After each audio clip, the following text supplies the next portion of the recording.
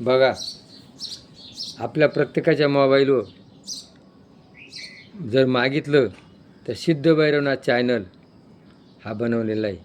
हा चॅनल बनवण्याचा हेतू काय आहे का, जसं शिर्डीचा साईबाबा प्रख्यात झाला आणि राहत्या तालुक्याचा विकास झाला, तसा आपला इगतपुरी तालुका आहे.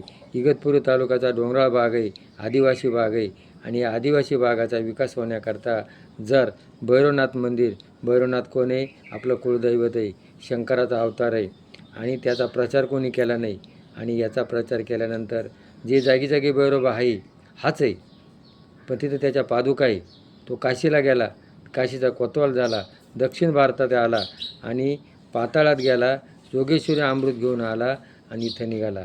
आणि खंडेराव आणि भैरोबा शिव मल्हार जोग रूप घेऊन आणि मणिमल्ल दैत्य मारली आणि लोकांच्या देवारात बसला. आणि आज हे भैरवनाथ मंदिर जे आहे, इथं लोकांच्या मनकामना पूर्ण होतात. आणि मग तुमच्या घरातले जे कुळदैवत आहे, ही कुळदैवत इथं जर भेटायला आणले, त्याची शक्ती पावर वाढते आणि आपल्या कुटुंबात सुख समाधान नातं. म्हणून भैरवनाथ मंदिर इथं आपले कुळदैवत भेटण्याकरता आणा. जेजुरीला न्या, तुळजापूरला न्या, तुमच्या घरात सुख समृद्धी नांदल, मुलाबाळांना आनंद होईल.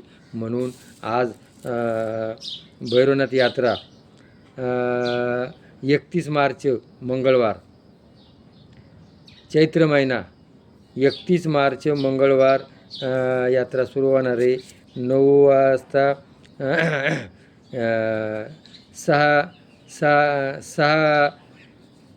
31 मार्च मंगळवार. तर भगवान 31 मार्चला काय, भगवान महावीराचा जन्म आहे. आणि इथं भैरवनाथाची रथयात्रा, भैरवनाथ रथाचा मिरवणूक होणार आहे.